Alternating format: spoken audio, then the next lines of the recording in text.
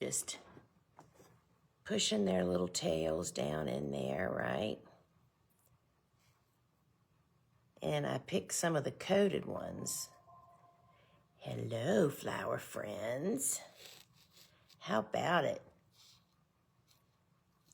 Since this is all about top 5 mistakes that I've made and that we hear a lot about, right? And you know what? I'm making a mistake right this minute because these are zinnia seeds and it's about, let's see, this is January, February, March. This is about 2 months too early. But I thought I would kind of show what they look like because people are so darn surprised that, and it says we're really live now, y'all. So don't you think? It's like, I think we all want to start seeds too early sometimes. And it is definitely too early to start zinnias.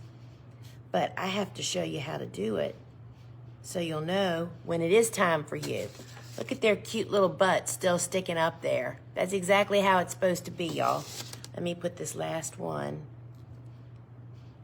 Hello, my flower friends. Welcome to the Live Gardening Show. It is your friend in flowers and seed starting, Lisa Mason Ziegler. And friends, where am I going to push this? Once again, I'm already out of room and I just got started. I am so glad you've decided to join me here tonight because seed starting is probably one of the most satisfying things I have ever done in gardening and farming. And I want everybody to be able to do it that wants to do it, right? So friend, if this is your first time here, my name is Lisa Mason Ziegler and I'm the owner of the Gardener's Workshop. And I have been a professional cut flower grower for over 25 years. And now I'm on a mission. And that mission is to help people that want to grow cut flowers, whether for profit or just for pleasure. Home gardener wants to fill their house up with flowers. I am here to help you actually do that. And I do that by showing you what I do, how I do it, and what I do it with. And so we offer the same tools, seeds, and supplies that I've used here on my farm for all these years. And we do it so that we can help you get started. And it really all does start with seed. Because what you will soon learn if you become what I call myself like a cut flower junkie. Once you start growing cut flowers, you can't stop. I mean, it's amazing how you cut and they keep coming and you can share them and people are just amazed and thrilled when you share them that you can't purchase plants of cut flower variety plants out in the open market. You're gonna have to start from seed and we're gonna help you actually do that. So, hey everybody. So today's show, I'm going to talk about how to avoid the top 5 mistakes that we just hear about and see. And I was guilty of some of them myself, obviously, right? And then I'll be demonstrating soil blocking with the small blocker and the large blocker, sowing some seeds in those. And then we're going to finish up with a live Q&A. So if you have you have any question, but if you have seed starting questions, now's the time to strike, right? And get your question answered. Now, if you want to ask a question, simply in the comments inside the app, type, put at Lisa, and then put whatever your question is. And I will circle back to those at the end of the show. Y'all, I'm in honor of Ice Blue tonight. It is so blooming cold here. And we have so much ice. There is probably like 3 inches of ice on the top of my house. It's very insulating. But I have a metal stand-in seam roof, and when it comes off, it comes like, I mean, you could kill somebody. And it's just so unreal. It's been like there for a week, and we're heading into really cold weather. So I decided to go blue tonight in the honor of all the ice that's here on this crazy farm. All right, friends, before we jump into our show, inside the app, you know that you can share and invite your friends. It's that button right down there. And you can, if you know somebody that might be interested in learning more about seed starting, we'd love to have them join us here tonight. And friends, if you are new here, you may not realize that our phone app and our big website are two totally separate stores. And there's just a little bit of housekeeping. When you go to check out, please double check your email address and your phone number. We need those to create shipping tickets for you. And so double check and make sure that we have a good email for you. Now, speaking of in the app, if you're not in our phone app, it's free and you can do so much more stuff. First off, you get to carry on conversations with the other live viewers, which is always a really, oh, there's somebody from Ireland, which is always just really fun. So to get the app, it's quick and easy. You can do it right now. You can go to your phone's app store, search Gardener's Workshop, and we have two phone apps. They're both free. You're welcome to both, but I'm inside the Shop app right now. And there's just a lot of benefits to doing that. First off, I mean, you can do things like watch replays of all the other videos of all the other shows that we've done. You can create favorites list. You can participate in the comments. On Friday's show, which is the biggest show of the week, we give away something every week, and to be able to be in on that, you got to be in the app. But also, we offer we offer special shipping rates inside the app. And one of them is free shipping on seed packet only orders. And so you can do free, if you only order seeds, the shipping is on us, we pay the shipping. And then we also have a cap on product shipping, which means it doesn't matter how many products you purchase, $11.95 is what you pay for 1 or 10 items, right? We do ship to all 50 of the United States, and these special shipping rates are only available here inside my app. Now, oftentimes we sell out of stuff on the app, and if you go to put something in your cart and it says out of stock, get notified, you might want to hit that little get notified. That simply means that if the team might be bringing over more stock from our website, you'll just get a little ding to say, hey, it's back in stock. So that's all that means. And friends, we just absolutely love it when we see sunflower emojis, as you can see in some of the comments. Those are people that we consider our TGW family, and those are our online garden, our online course members or students, and then also my private Flower Farmer Club members. And we just absolutely love it when it's like they're sending us little love messages, and we love it. And speaking of the Flower Farmer Club, my club only opens a couple times a year from new members, and this is one of the weeks. The club will be open until Friday evening at midnight. And you know, if you've been thinking about taking the plunge of becoming a flower farmer, or you're already started and you understand or need support and confidence, this is really the place to be. We're offering it for a 7-day free trial. And so you can go over to our website after the show, thegardenersworkshop.com. At the top of every page in the gold banner, it says Flower Farmer Club, learn more. You can click there. Go over there and check out, y'all. I make master classes. I make designated content for my club. It's not a repeat of stuff that's being put over anywhere else. And so I do a master class. I do a private podcast, which is called the Bloomcast. We do a weekly sew-in circle. We do a monthly get-together called the Flower Farmer Forum, where it's a live Q&A. We have a private community where you can ask questions of me and the other people in the club. So you're invited. It's $19.95 a month, or you can buy it annually, and it's $199, and that's like getting 2 months free. So we'd love to have you join with us, and you can sign up for it and have a 7-day free trial. It closes tomorrow night. So don't dally, and be sure and check that out. So let's talk about some seed starting mistakes, right? So here is number one, and that is starting seeds indoors too early. And if you start too early, what happens is you don't just get a bigger plant. They tend to get they grow up way too big, and what you have them growing in really won't sustain them, because these are plants that need to be planted outside, right? They don't have any elbow room.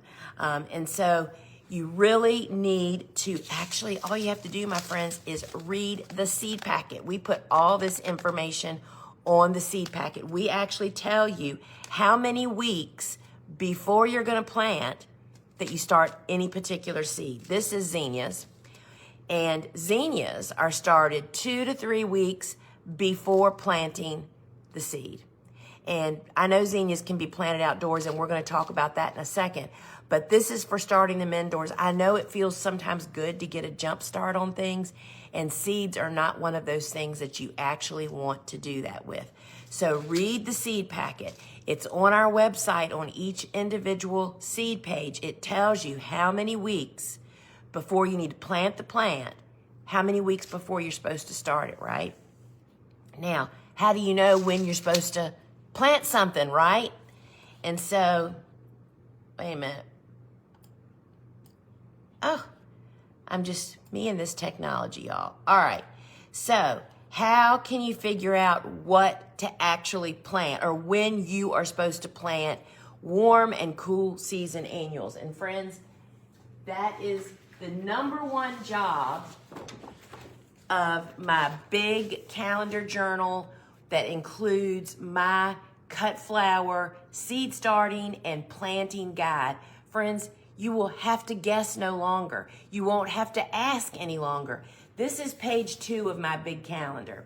Right here are the 9 planting windows.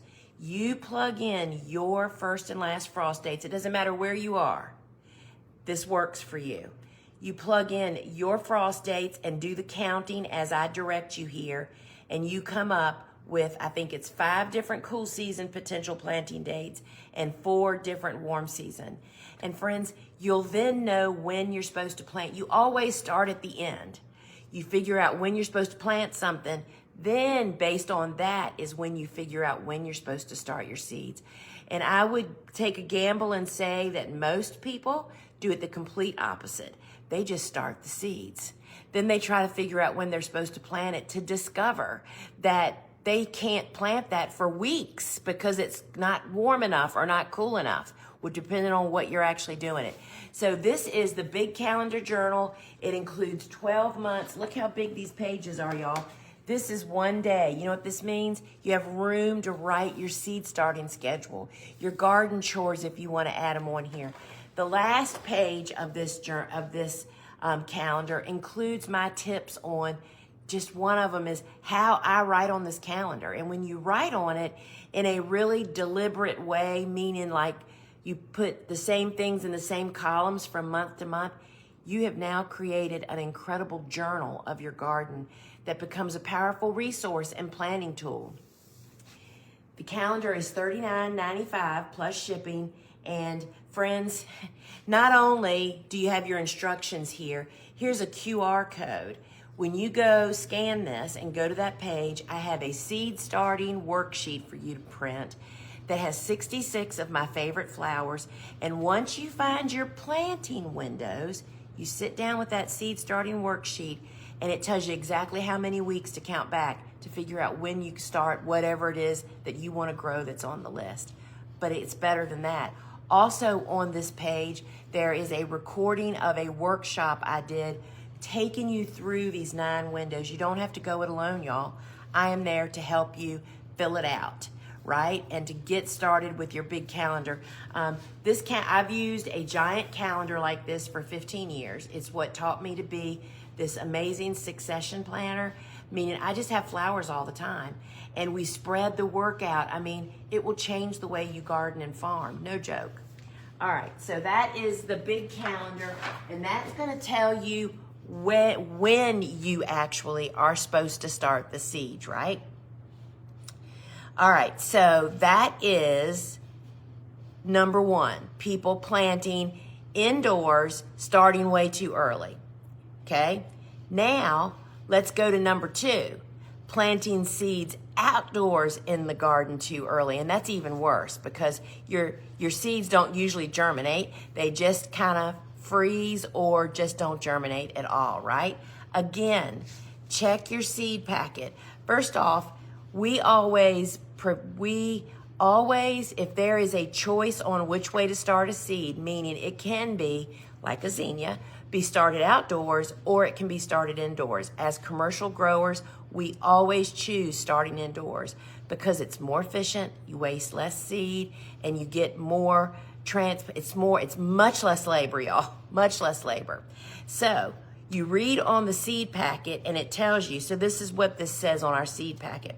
Start seeds indoors 2 to 3 weeks before planting date or cast seeds directly in the garden.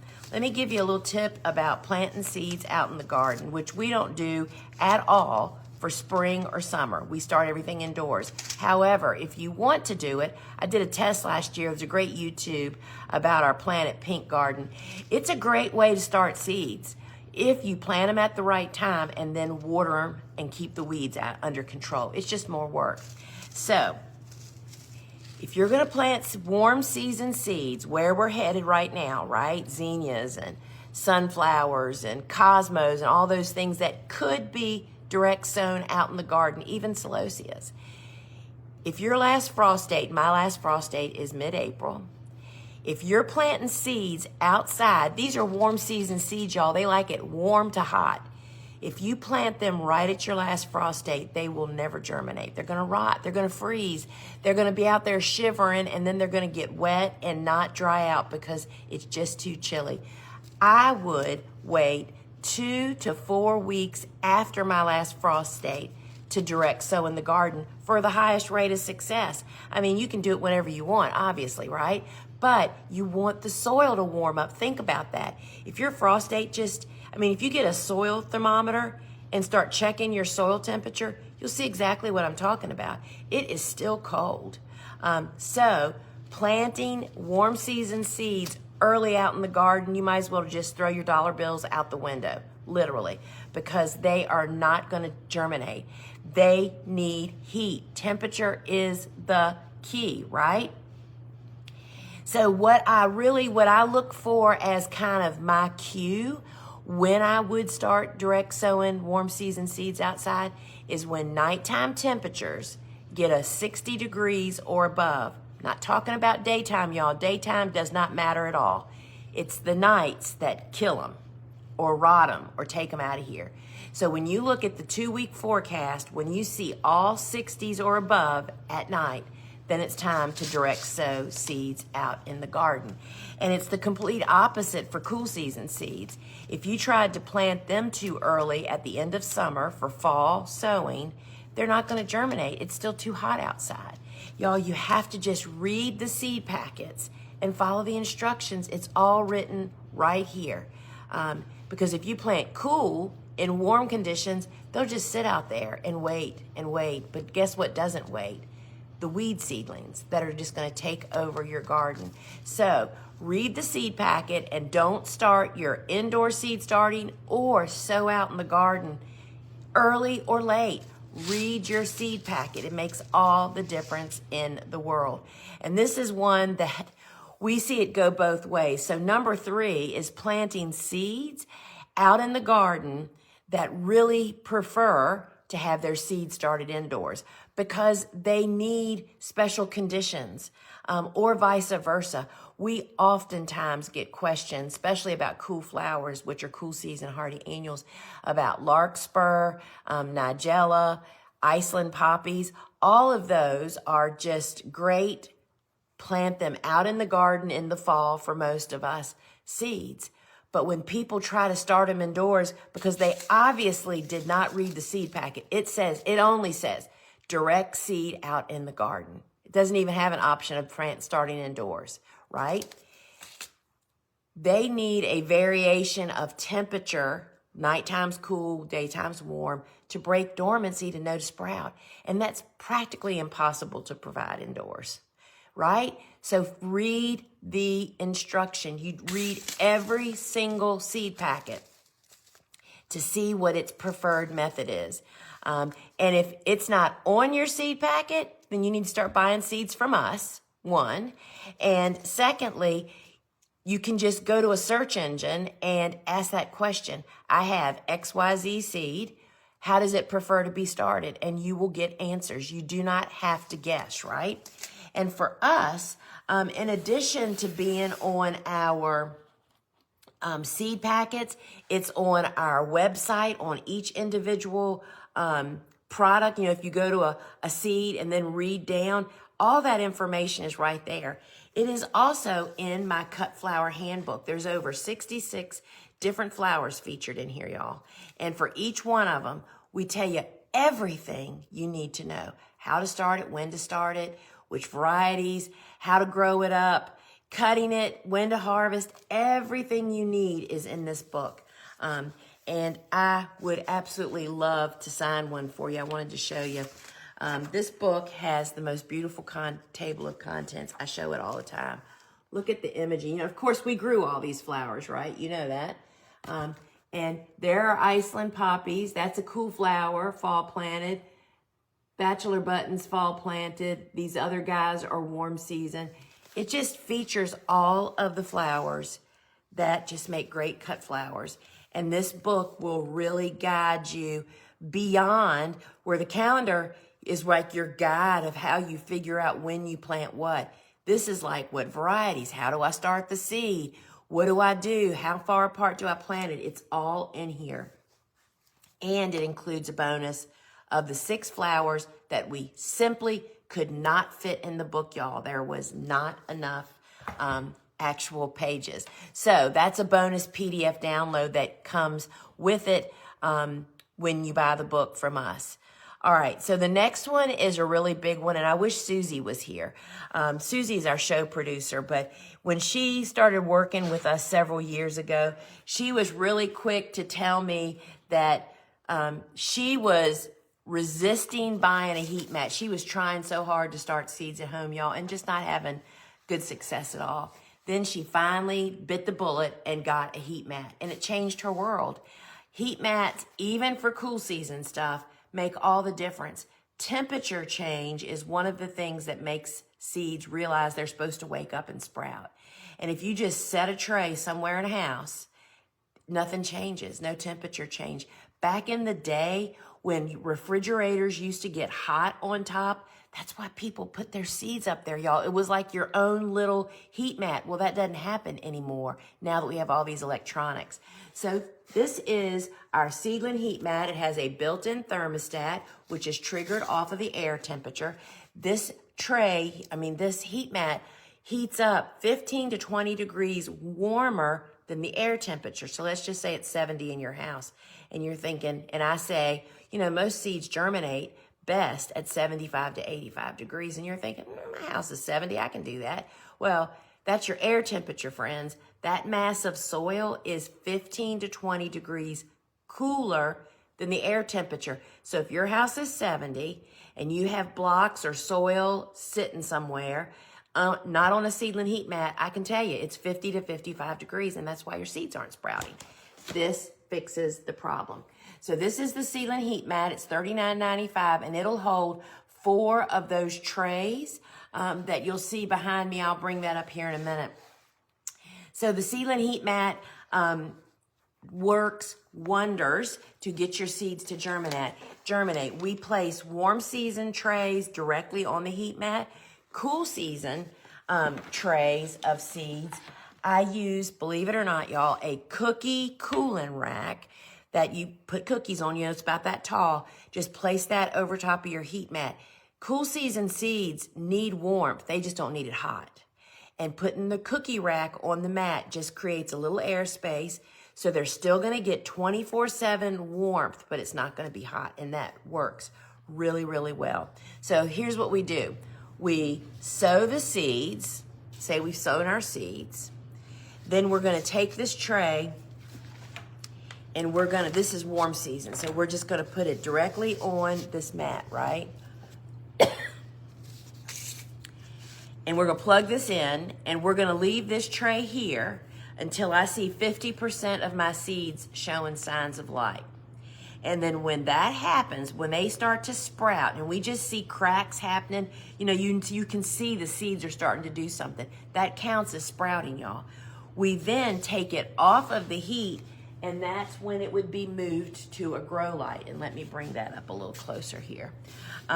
So the heat mat is jump 1.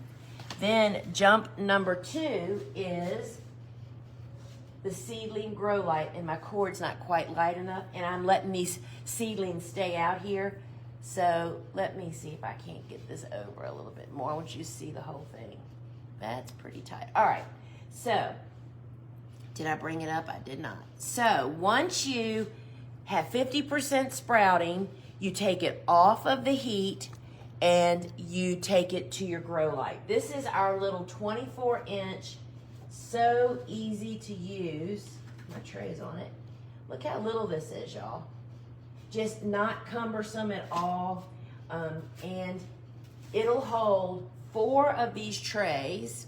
And so this is a tray of, these are straw flowers, y'all. Aren't they beautiful? That's 60 plants, by the way, that they're gonna grow in that block until they grow up and go out to my garden. They'll be planted mid-February.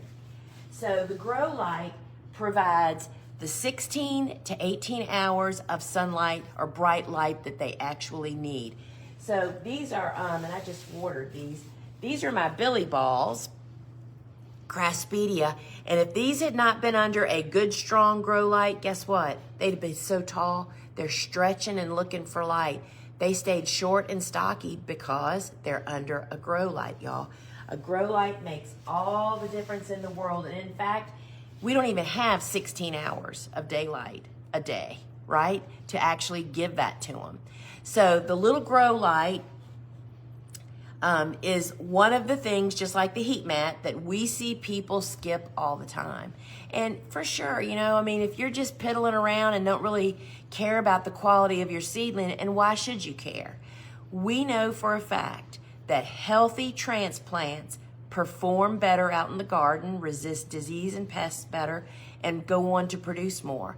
Plants that are, we don't even plant puny looking seedlings anymore. We cherry pick the best ones, and those are the only ones that get planted. It makes that big of a difference. And a grow light is a big part of that. So the grow light is $81.95, and you leave it on 16 hours a day, and I'll show you how I keep up with that. And that is by using a grounded timer. So this has a dial on it, and it will receive a grounded plug. And so we have our lights come on at 6 a.m. in the morning, and they go off at 10 p.m. at night. If you think you're going to remember, you won't. And this is what happens. Let's just say you have them in a room where there's windows, and you forget to turn them on. It's supposed to be on at 6, then the sun comes up and the room lights up. You remember at 9:30 or 10 o'clock in the morning, oh, the lights, I'll go turn them on. Just that little stretch of 2 or 3 hours, those plants will already have stretched and were bending. That's why having a timer just will save you. I am talking from firsthand experience, y'all. So that is the grounded timer, and it is $13.95.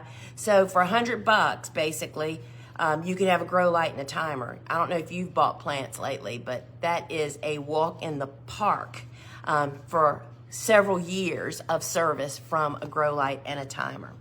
All right, so we have a bonus tip of something that is a mistake that people actually is a really frequent flyer. And once again, I'll just, y'all, I've lost my filter. People just don't read. They don't read the books. They don't read instructions on the seed packet, because it's all simply right there. If you want to do it and be successful, just take a minute and read the seed packet first.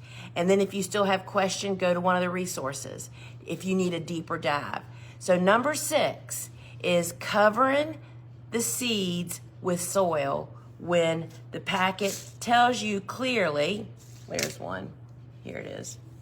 Eucalyptus, that's what I'm going to sow in a minute. Do not cover seed with soil. It says it right there on the pack. That's all you need to know, right? So take a minute, and if it doesn't tell you on your seed packet, then as I mentioned earlier, go to a search engine and ask it for that particular seed. Some seeds really need to be surface sown because they need light to germinate as well as oxygen. And if you cover that seed, you're not going to have a very good germination. And frankly, I am quite, and I'll tell you this, when I started the Gardener's Workshop in 2005, I started my flower farm in 1998, and I farmed for 7 years before I launched the Gardener's Workshop, selling the same tool, seeds, and supplies and teaching. That's when that all started. We did not want to package seeds. It's a huge endeavor. I mean, we're glad that we're doing it now. It's a huge part of our business. We have tons of seed packers, and it's just a great thing. But back then, we did not want to have to package seeds. There was only like 3 or 4 of us. But we could not find wholesale seed packets available for us to resell that actually said on the seed packet whether you covered it with soil or not. Y'all, that's like a basic tenet of starting a seed, knowing that, right? So look online if it's not on your seed packet that you have. Look it up and write it in your notes. So write it on your calendar so you'll know for next year if it's some seed that, especially like a lot of times vegetable seeds, organic, heirloom seeds may not have that information. Well, you're going to buy that from the same place again probably. So you need to create your own little resource, right? All right. So I want to show you also how we keep surface sown seeds moist. So when I demonstrate seed sowing, I'm going to sow some surface sown eucalyptus, and it's sown on the surface. So how do you keep that moist? And that's part of the success of starting seeds in the small block. It is so much easier, y'all. I made myself this little tower. It is so much easier to sow teeny seeds on the top of a small block and to manage and keep that small block equally or evenly warm and moist. Well, one way that we do that, let's just imagine I had just sown a bunch of snapdragons or eucalyptus in these blocks, right?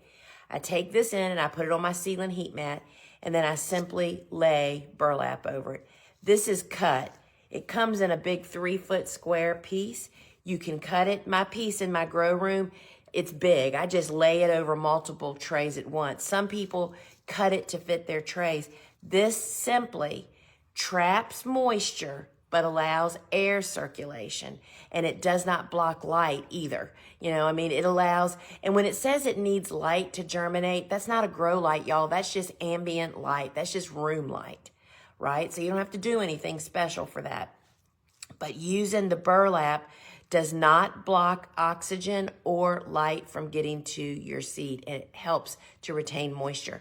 So the burlap, you can buy like a 3-pack, or it's one piece is $3.95. 3-pack, I think, is $9.95. And so that's how we retain moisture on the surface of our blocks. So I want to show you how I make the blocks, and let me organize my mess here, y'all. I never have enough room, right? And I don't want to spill my seeds. So tonight, I'm going to do the small block and the large block. Let me move my computer back. So my computer, for those of you that are in my club, we have a lot of club members that come to this. Yesterday on this, I gotta zip my coat up. It is cold in here. Yesterday on the sewing circle, which is my get-together time with my club people, and I sewed Buplurum, a special variety of Buplurum yesterday. I showed them a tray and it's in a plug tray, right? They had a tray underneath of it, and I'd forgotten that I'd watered it a little earlier, and I tilted the tray to show them and literally dumped at least a cup of water right on my laptop keyboard. Right there. Anyway, Suzanne vacuumed the keyboard with a wet and dry vac quickly after I got off the show, and so far, no problem. So it was a miracle, I would say.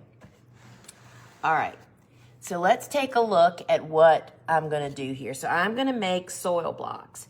And so first we're going to do the small blocker. This is what the blocker looks like. This is the one that I use almost, I would guess and say 98% of the time. And so this is some of the blocking mix that's already mixed up and had moisture added. This is a potato masher, y'all. And whenever it's on our website, the recipe, as well as in the recipe, it tells you how much water to add to how much dry mix. So this is the blocker. You hold it on the stationary bar and do it twice. And we use the potato masher to just strike off the bottom. And I did not grab myself a tray. Oh, there's one. So we use flat bottom reusable foam trays. Y'all, we use these boogers for years. It's not made to be disposable for us. You place your blocker on the tray and just give it a squeeze, and just that quick. I just made 20 little containers. That's exactly what a soil block is. It's just a little container, right? And I'm gonna surface sow some seeds on there in just a moment. I guess I should actually do that next. So while I have that out, let's see how we can do this without me spilling something. We're gonna sow this eucalyptus.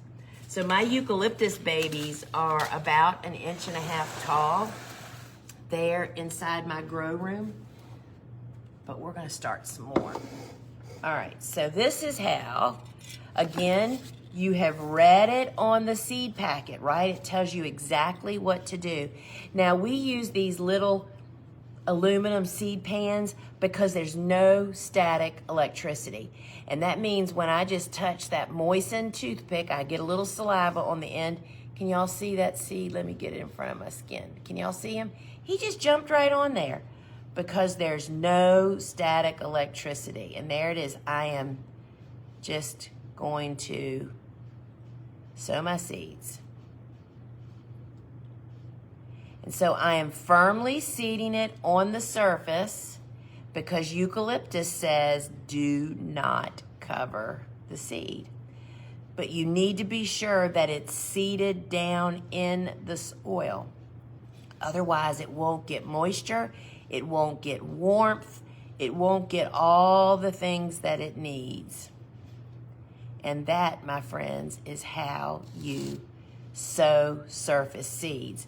This little booger makes all the difference in the world. A toothpick and a little saliva, and you will be in business. Now, let me show you. But I'm on the wrong thing. I didn't even bring the soil blocker up. Sorry, y'all. All right. Let me see here. So everything that I'm showing you, you can purchase it separately or in sets. And I think I'll be bringing all that up as we're moving along. So right now, just the single blocker is brought up. You can buy just that. And then I want to show you the large blocker. And let me bring that up. And then you can actually buy all of it together in a set for a savings. So let's get rid of this small blocker. And this is the 2-inch blocker. Now, when do I use this? I use this only when the seed is too big to go into that small block. Because as you're gonna see, when I demonstrate it, takes a lot more soil and it takes a lot more room. So I need another tray. All right, y'all, we're gonna do, so this is a tray that would hold either 40 of the small blocks, and now you're gonna see that it only holds 8 of these large blocks. So not only does it use a lot of, it takes extra space and extra soil. What I've been told, because I'm not an engineer or a mathematician, that one of these soil blocks takes 12 times the volume of soil as a small block does. All right, so you hold it like this, and let's turn it so you can see what I'm doing. The technique is a little bit different because what happens is the 2 end blocks sometimes won't get full enough with soil.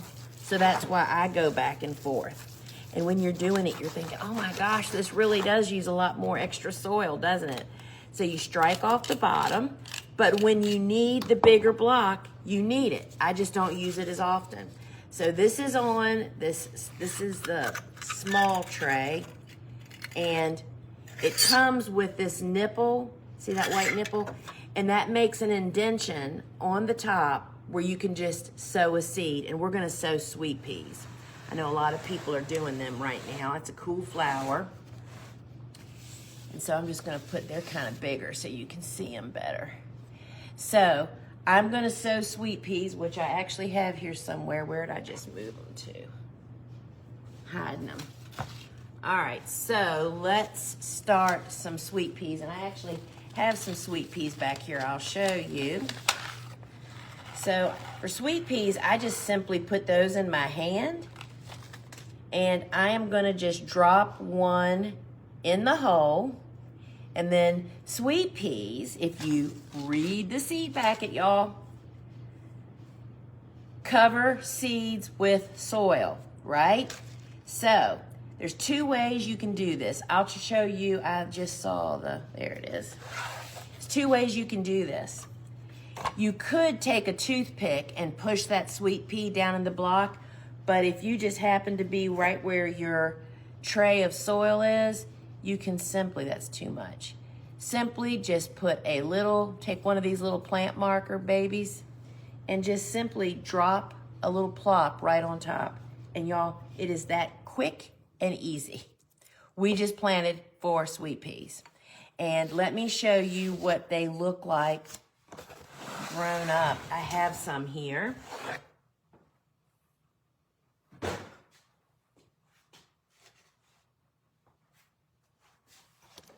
Is this the cutest thing you've ever seen in your life? Look at those roots, y'all. It is just pretty dadgum amazing. I haven't watered these yet. But the thing about soil blocking is roots get air pruned that just slows them down. Instead of them, if this had been in a container for 3 or 4 weeks, however old this is, it would be totally bound round and round and round by now, right? But this is what is the result of soil blocking. And it's pretty dadgum amazing, right? So let's see where we are here. When I sowed the seeds, first off, I didn't even show you. This is what a new blocker looks like, y'all. So that's already on there. Now, if you're new here, and I know that we have new people here, after the video's over, after we end the live, you can go back and watch the replay, and at the bottom of the screen, it'll have a shop. And if you hit that shop, it brings up everything that was in the show. So you don't have to go search for it, right? So the small blocker was there. I just showed you the large blocker. This is what it looks like new, y'all. And we import these from England. They're made by the Ladbroke Company. And then what I want to show you next is that those white nipples that you saw, that were these nipples right here, that this comes on the blocker to make that indention. You can also purchase separately the little inserts.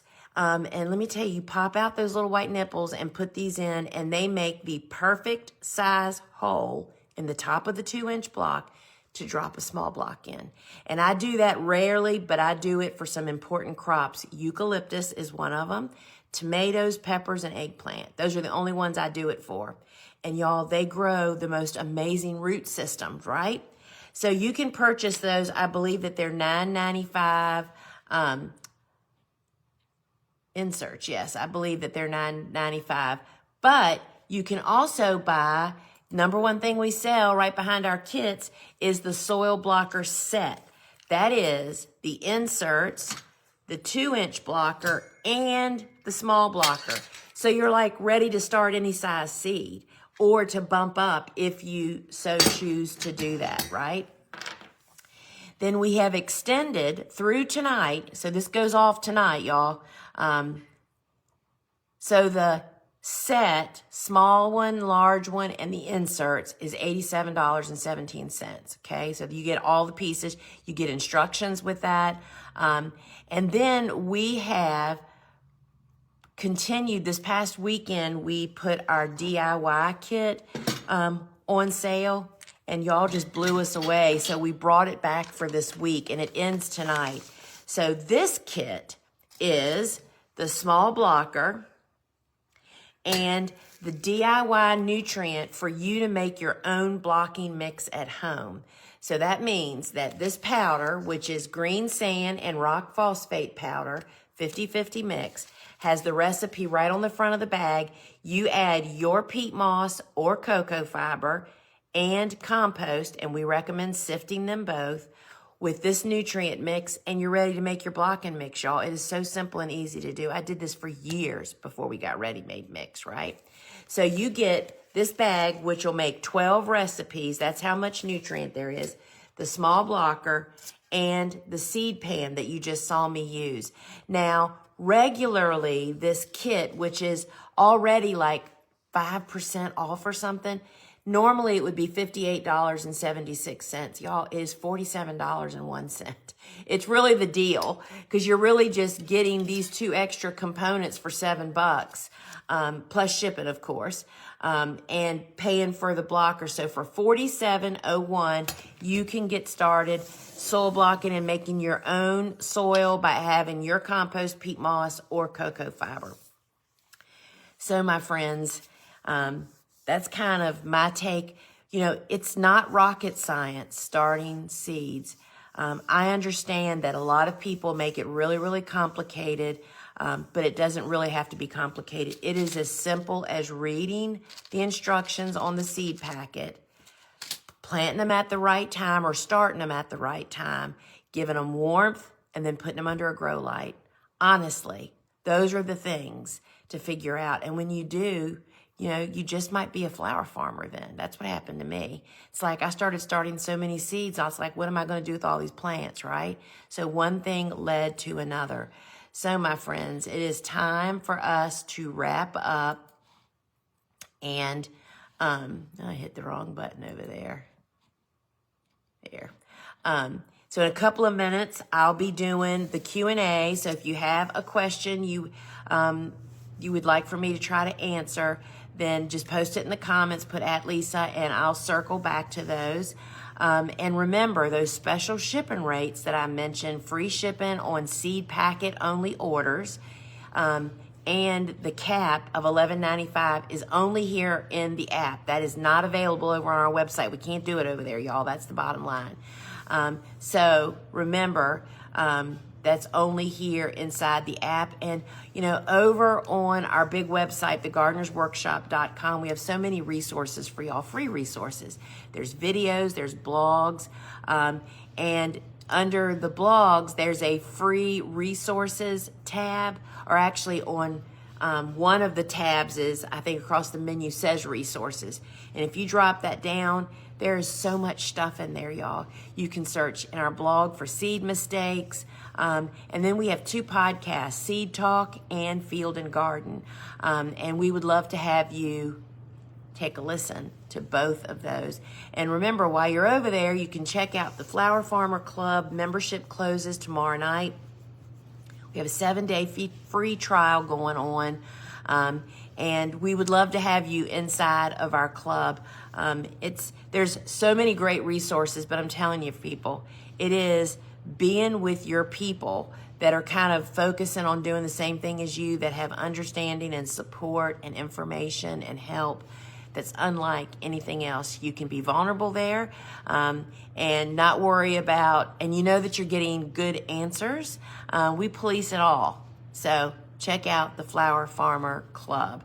And remember that on Wednesdays at 3 p.m., we're live on TikTok and Instagram with Ask a Flower Farmer, and I'm hosting this week. And remember to come back tomorrow. This is a special pop-up show tonight. We are in high seed starting season. We are being so inundated with questions. That's what makes me do this most nights.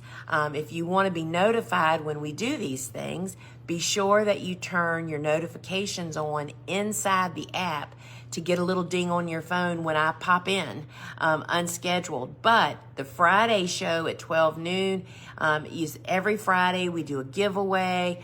We have lots of fun stuff going on. And then I do Wednesdays at 8 p.m. also. So stick around for the live Q&A, and I can't wait to see what kind of questions you guys have tonight. And if you're heading out, thanks for joining us.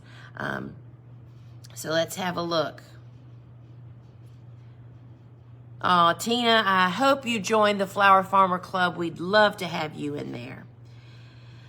All right, let's see. Just bought your calendar today, Sandy Acre Flower Farm. Can't wait for it to arrive. You know, I just love this calendar so much, y'all. I mean, it just, because I'm dyslexic, we tend to want things just clear and simple. But you want to know what I've learned? That's what the normal people want too. So I just can't wait for you to get it. And we have a lot of international folks here tonight. And there's Maine. Lisa, do you have a list? I hit the wrong button. Let me just make this big and maybe I can see these over here better. All right, wait a minute, y'all. I was at the top.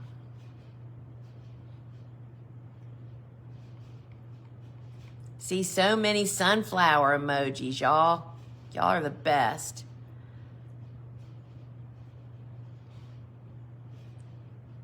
All right. Upstate New York. We have people from all over, y'all. I don't even want to ask about temperature. Some of y'all are so frigid, I don't even know how you're surviving. All right, here I was. Lisa, do you have a list of seeds that need to be cold stratified? No, Lisa, I do not, because I really don't grow those seeds. They aren't the annuals, the Cool Season Hardy annuals that we grow. I tell you a good book, I'm trying to think of the name. It's by Miriam Goldberg, and she is a wildflower expert. And her little book got Taming Wildflowers, that's the name of it, was published at the same time as Cool Flowers, is why we connected at the same publishing house. And there's a lot of that kind of talk in her book about what needs to be stratified and all that stuff and how you do it. So I would recommend that. Hello, Ireland. Lisa, do you have or have you used your compost tea bags when watering your soil blocks after they've come off the heat match? Yes, we do the compost tea bags about every other week. I wish I could say I remember to do it every week, but I don't. It does not replace fertilization. It's a biological. It puts more biology back in your soil. So yes, we do use them and love them. How long do you soak mosquito dunks for the nets? We don't have dunks. We have bits for that very reason, because they break down quicker. And so if I do mosquito bits on Wednesday's watering, Tuesday when I'm done, I will fill up the watering can, put them in, and let them sit overnight. And then I pour, I use a sprinkler head on my watering can, and that tends to strain them out. Get all those sunflowers.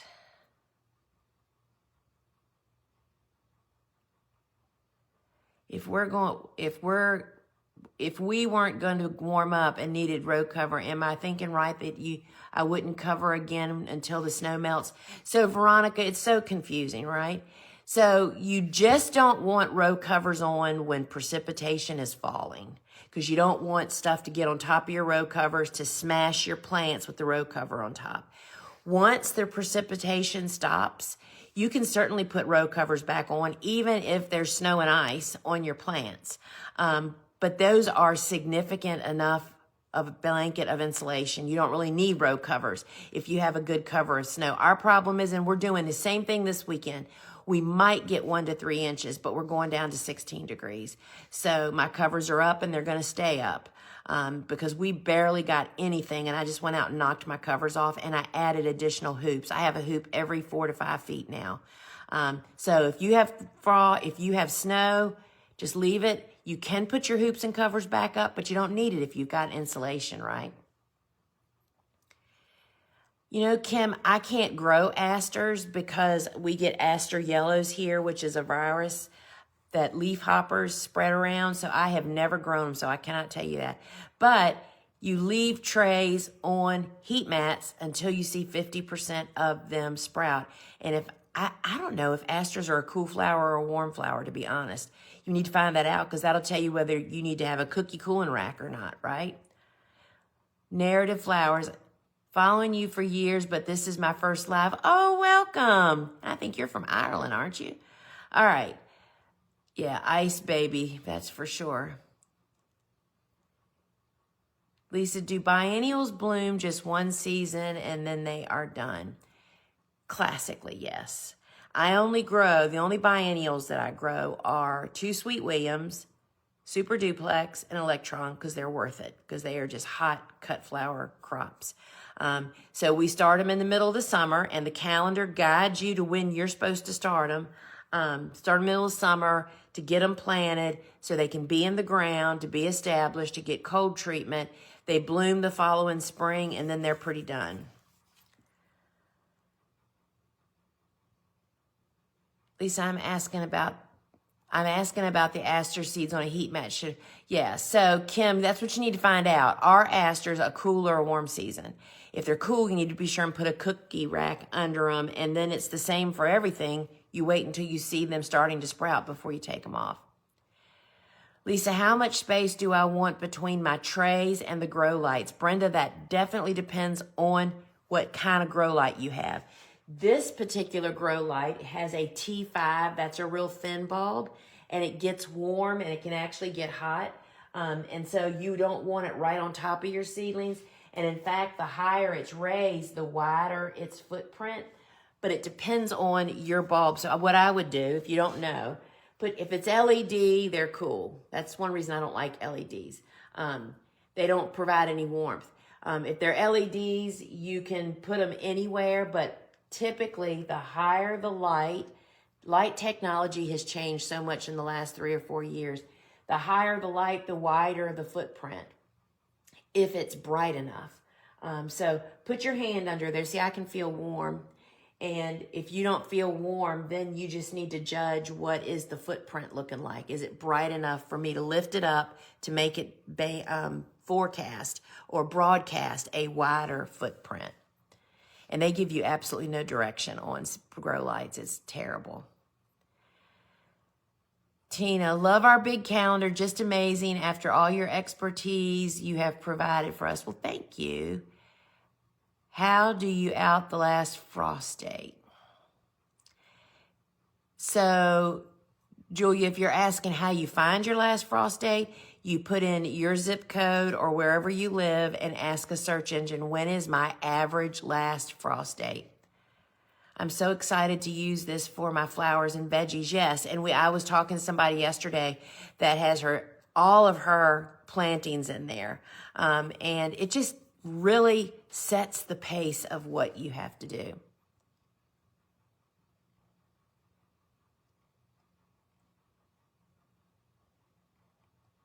I'm just looking for questions. I have feverfew seedlings about 2 inches tall. I didn't show you these. These are some of the 2-inch blocks too. This is that cress that we potted up a while back. Cress should not be potted up. We did this for demonstration. Look how great they are. I have feverfew about 2 inches high. Can I plant them outside now in zone 6B since they've already germinated? Cheryl, the problem is if you're in 6B, I'm pretty sure your ground is really, really cold or probably frozen, which means they're not going to lay down roots. That's the problem with people in more northern areas trying to plant during winter. Your next planting window is 6 to 8 weeks before your last frost date. So you just need to hobble them along until that time comes, because then spring is on the horizon. It's 6 to 8 weeks away. But I would say it's too cold now. Melissa, absolutely love your cut flower handbook. Thank you. Hi, Lisa. When buying seeds early to have on hand and ready, what is the best way to store them? Should we stay at room temperature or kept in the refrigerator? So, Heather, over on our website, under the resources, go to the blog. In the blog, there's a search engine. There is a short blog that tells you exactly how to store seeds to make them last longer. About, using desiccants, putting them in the refrigerator in an airtight container. It's called Store Seeds Longer. If you just search store in the blog, not the product search, it'll come up.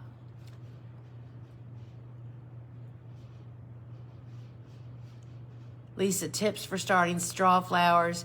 My first 2 attempts. I only had 5-inch germination, started our 3rd round, and really making sure that we do not dry out on top. So Kristen, I would say this. So these are I have a bunch of straw flowers. One thing I've learned about straw flower seeds is old seed does not germinate. We turn our seed probably 2 to 3 times a year, meaning we package small quantities so we always have fresh seed. So if it's last year's seed, that could be it. But we just follow the story, that's on the seed packet. So I think it's sewn on the surface. And so, yeah, but that's what I would definitely try. And then whether the air temperature is too cool or too warm. Cool season flowers want it 65 to 70 is what we look for. So Kathy, asking about straw flowers, you plant 6 to 8 weeks before your last frost. So if you're in more north, then no, you probably wouldn't be doing that until March. That's for my frost date in February. And thank you all for answering people for me. When and how much water do you put in the tray under Buplurum? I just fill the tray below to wet the soil. And then I, just like with soil blocks, I go back and check the tray. Once all the plugs are wet, if there's excess water left, I dump it off. Or you can dump it on your computer like I did. Good grief. Direct sown cool flowers. I missed the fall planting. I really want some of those flowers. Are there a special procedure to help them up in early spring? Buplurum, Nigella, yes. We do have a hack, and it's in the Flower Farmer Club. It's the Buplurum hack, which is to sow the seeds in trays, not soil blocks, and sow the seeds well watered before you sow them, and then put them on a cold floor. Like my grow room is very cold. I keep looking in there because I flooded my grow room earlier and I don't see it going down. And leaving them on that cold floor for a couple of weeks, that'll get them to sprout. They just need cold soil, kind of warm temperature, air temperature. That's what that provides to them.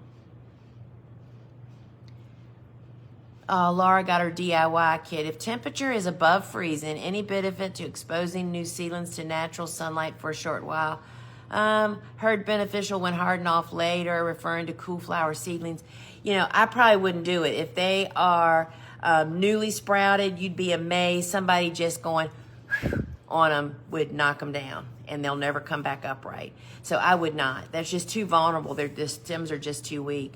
Can I combine large quantities of peat moss, compost, and nutrient mix in a trash can to have it ready to water and soil block through the season? Yes, Leanne, you can do that. You can either create the ingredients and have them in a couple different containers where you can just simply scoop it up and make it, or you can mix the compost and the peat moss with the nutrient as long as it stays dry, right? And in a galvanized can is a great way to do that. How long should my seeds be out of the fridge or freezer before I open them to plant in soil blocks? So if you've read that blog that I just sent somebody to, it tells you that when you take stuff out of the freezer and the refrigerator, it should sit in its airtight container for 48 hours for condensation to be absorbed by the desiccant that's in there. And so that's the only deal. But if you have sealed seed pack, vacuum pack, not our seed packs. If you have vacuum pack seed packs, they'd be okay immediately. Oh, Melissa got her business license today. Good girl. That's like official. Now you got to make some money. Pay for this stuff. Aw, I'm so glad.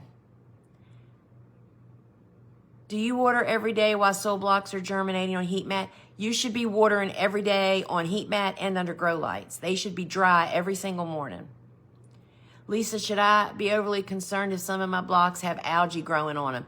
Algae does not kill seedlings, but what causes algae will kill seedlings, and that is overwatering or constant moisture. Algae can only grow if there's water present 24/7. Your blocks, so I just watered, because these got missed this morning, I just watered my Billy Balls before the show started. they were dry. They were light tan. I actually should have probably waited and let y'all see that. So these will not be dry in the morning because I watered them so late. This is the normal process. I would water these in the morning and they would look dark like this, and there's just a little bit of residual water that I'm just gonna gently pour out because I don't want it sitting in there. And so I water in the morning thoroughly, pour off any excess, and they're through the day, they're watered, they're getting dry, they're getting dry, they're getting dry, and then at nighttime, when the light goes off, they should be almost pretty dry. And guess what happens overnight? All those roots are getting a high dose of oxygen when there's not moisture in the blocks, blocking all those airways, right? And they need both. They need water and they need oxygen. So I will come in the morning, they're all dry, I water again, and they go through that cycle. If your blocks are not getting dry in a 24-hour cycle, your air temperature is too cool. Bump your air up for growing seedlings. That's not for, on a seedling heat mat, they should definitely be dry in the morning, right? No question about that. But under the grow light, if they're still not dry in the morning, you need to bump up the light and that'll make them grow.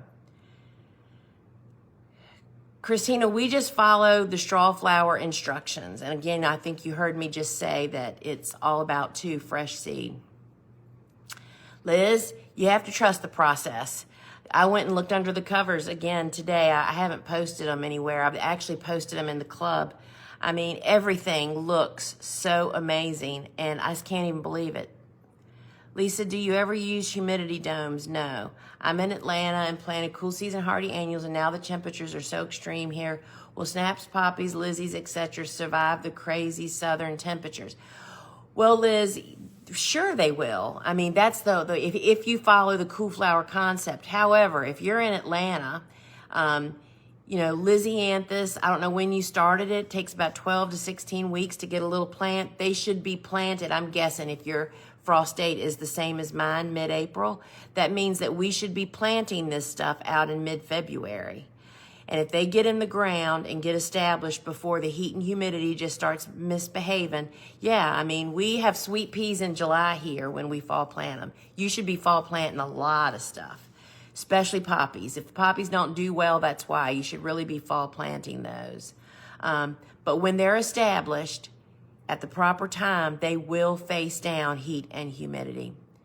Does the calendar only show the annuals you work with, or is it for all annuals and perennial seeds? The calendar doesn't really tell you anything about specific seeds or an area.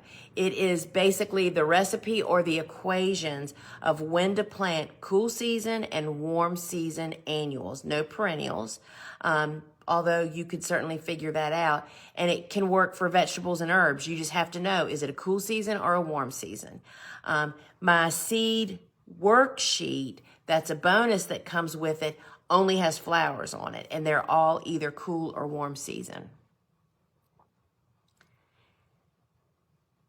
Louisiana Gardener doing first time all those amazing rudbeckias like Chimchimney, Sahara, any specifics for their germinations besides the info in their package from Eden Brothers? What is the successful germination rate? Well, if you're in Louisiana, you definitely should be planting rudbeckias in the fall. They may not get as tall as you really want them, planting them this late. And if you're just starting them from seed, you should definitely be getting your very early spring plantings in, I would guess, even before mid-February. And rudbeckias are slow growers, 6 to 8 weeks, versus most of my stuff is 3 to 4 weeks to get that little rudbeckia plant. I would say don't put all your eggs in a basket. Plant some for sure. Start some and plant them, but definitely that's going to be your sweet spot, is to fall plant rudbeckias where you are. And they need cool temperature, cool air temperature, surface sown. They're slow growers, but we have great germination. Asters are cool season. Great. Thank you for looking that up, because I've never grown them. I didn't know. So that means that cookie cooling rack on that heat mat, they might be overheated. You could have toasted them potentially.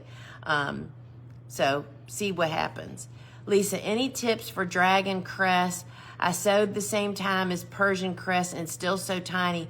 maybe it's a slow grower. It is a soup. That's what this is, by the way. This is Green Dragon. It is such a slow sprouter. It takes about 2 weeks, and then it's a slow grower. But here you go. This is what it looks like. This should have been planted. All of his brothers and sisters are out in the garden. These were demos that we kept. So yes, they're slow. Slower than Persian for sure. Persian grows like a weed. All right, my friends, that looks like we're wrapping it up. And remember that the DIY kit goes off special at midnight tonight. It's 20% off, which is already a discounted price on the kit. And y'all, read the seed packets. It'll revolutionize your life. And if your seed packet doesn't tell you that information, you might want to consider buying seeds from us, because we put all the information you need right here on the seed packet. All right, friends, remember tomorrow at 12 noon is the big show, and we will be here. It's me and Suzanne, and I think maybe it's Kelly. Anyway, it'll be great. So join us tomorrow. You know what I'm talking about tomorrow? Succession planting. And this crazy weather we're going through right now just affirms why you should succession plant. And that calendar will have you being a stellar succession planter. All right, my friends,